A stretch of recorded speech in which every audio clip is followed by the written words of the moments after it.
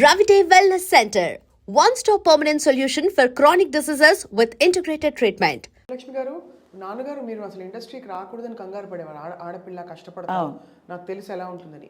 ఆయన అన్నట్టుగా మీరు అలాంటి కష్టాలు కొంచెం కొంచెం చూసారా? అంటే ఆడపిల్ల కాబట్టి అసలు అదృష్టం చాలా అమాయకంగా ఉంటారు. లేదండి, మా అమ్మగారు కొంచెం ఒక బ్యాక్ బోన్ లాగా నుంచొని నన్ను నడిపించింది.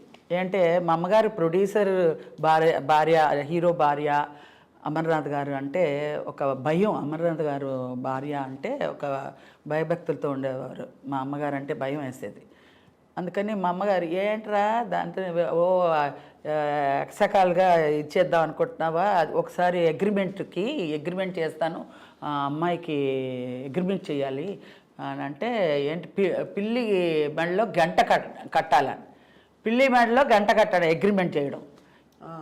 ఇలాంటి ఆశాలన్నీ నేను నీ దగ్గర పెట్టుకో, మా అమ్మాయి దగ్గర ప్రయోగించకు, నాకు తెలుసు ఆ అమ్మాయి ఎంతవరకు తీసుకొస్తాయి, ఎంతవరకు చేయాలి, ఏం చేయాలి అనేది మాకు తెలుసు, నువ్వు నేర్పించి మేము రావాలనే అవసరం లేదు. పెద్ద పెద్ద డైరెక్టర్లు ఎవరో ఒకటి అరా అప్పుడులో వచ్చారు, వచ్చి ఇలాగ మేము అంటే ఒకళ్ళు ఉంటారు కదా, ఏమంటారు వాళ్ళు, ప్రమోటర్స్ లాగా ఉండి చేయిస్తారు, పిఆర్ఓ లాగా. వాళ్ళు మేము ఇంప్రూవ్ చేస్తామమ్మా, అగ్రిమెంట్ వేయండి, 3 ఏళ్ళ వరకు మా కస్టడీలోనే ఉండాలి, మేము తెచ్చిన సినిమాలే చెయ్యాలి, అలా అంతా అడిగేవాళ్ళు. అంటే మా అమ్మగారు దానికి అంతా ఆస్కారం ఇవ్వలేదన్నమాట. అది పర్వాలేదు. తమ్ముడు రాజేష్ గారు మంచి హీరో అయ్యారు. అవును, అతను నేను వచ్చిన తర్వాతే కదండి ఆయన అబ్బాయి అయ్యాడు. సో మిమ్మల్ని చూసి ఇన్స్పైర్ అయ్యారా, లేకపోతే ఆయనకు మొదటి నుంచి ఉండేదా? లేదండి, నాది అసలు పెద్ద క్వశ్చనే కాదు, వాడే మంచి ఆర్టిస్ట్ అసలు, చాలా మంచి ఆర్టిస్ట్. ఆ పైన దూకేమంటే దూకేసేవాడు, అంత బాగా యాక్ట్ చేసేవాడు. అసలు అతను రావాలి, ముందే వెనక అయింది అంతేగాని. ఆనంద భైరవి, 2 జళ్ల సీత, నెలవంక, చాలా మల్లె మొగ్గలు, చాలా పిక్చర్స్ చేశాడు. చాలా ఇన్వాల్వ్మెంట్గా చాలా చక్కగా చేస్తాడు, మంచి పేరు తెచ్చుకున్నాడు. ఏం టైం అలజడి సినిమా భరద్వాజ్ గారికి ఆయన ప్రొడ్యూసర్ సినిమా ఆయనే పదే చెప్తుంటారు. అవును.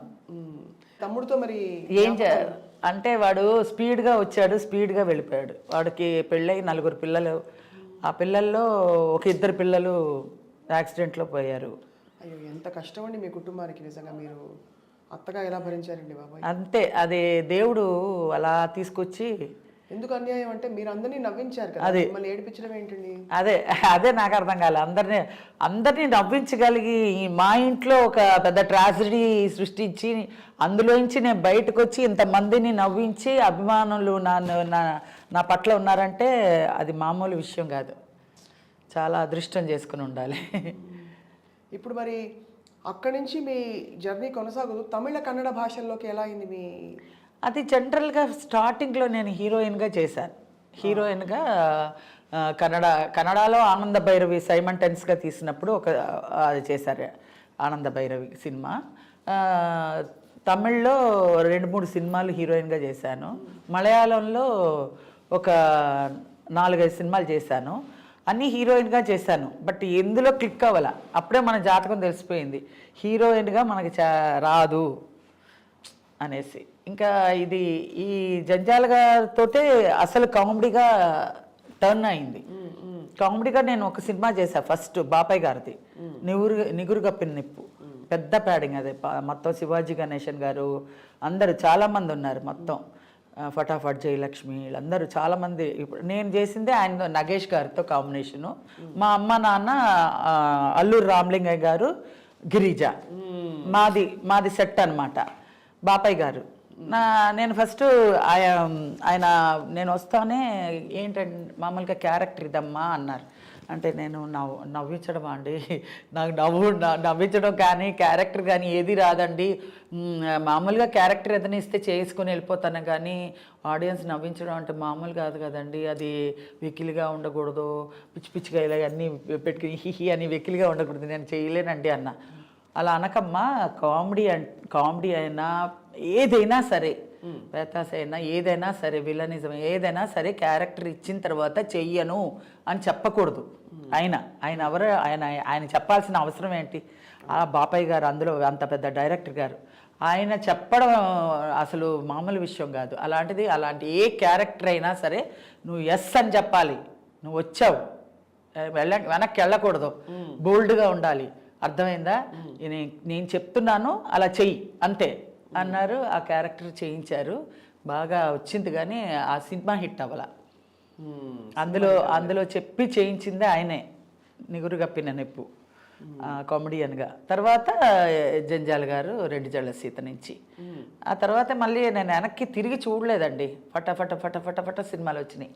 ఏంటి శ్రీవారికి ప్రేమలేక, తర్వాత ఎన్ని సినిమాలు, చాలా ఎన్ని సినిమాలు చేశారండి మొత్తం? ఒక 10 సినిమాలు చేసి ఉంటా. సో మెయిన్ ఆయనే మీకు ఆల్మోస్ట్ మెంటర్ అంటే ఒక. అవును, అది ఆయన ఒక ఇది లేకపోతే ఈరోజు శ్రీలక్ష్మి లేదు. అలా నేనొక్కదాన్నే కాదండి, మా రాజేష్ని నిలబెట్టాడు, చాలా నరేష్ని, ముచ్చర్ల అరుణని, చాలామందిని, పూర్ణిమని, చాలా మందికి లైఫ్ ఇచ్చాడు ఆయన. సుత్తివేలు వీరభద్రరావు గారు ఎలా ఉండేవారు? అసలు సీరియస్గా ఉంటాడండి ఆయన, ఏమి చెప్పరు, ఎవరితో మాట్లాడడం నవ్వించడం అని ఏమి ఉండదు. ఆ వర్క్ పరంగా వర్క్ అయిపోయింది అనుకోండి, అందరు ఇలాగ ఫుల్గా అందరు కూర్చోబెడతారు, అందరితో జోయిల్గా మాట్లాడిస్తాడు. ఎవరైనా కొత్తగా వేషానికి వచ్చారనుకో వాళ్ళ ఆట పట్టిస్తాడు. ఇంకా ఆయన ట్రాలీ వేయండిరా, ఉత్తినే అలా యాక్ట్ చెయ్యి, బరబర తిప్పండి, గోపాలరెడ్డి గారు అందరూ కెమెరా యాక్ట్ చేస్తుంది, చెయ్యి అనేవాళ్ళు.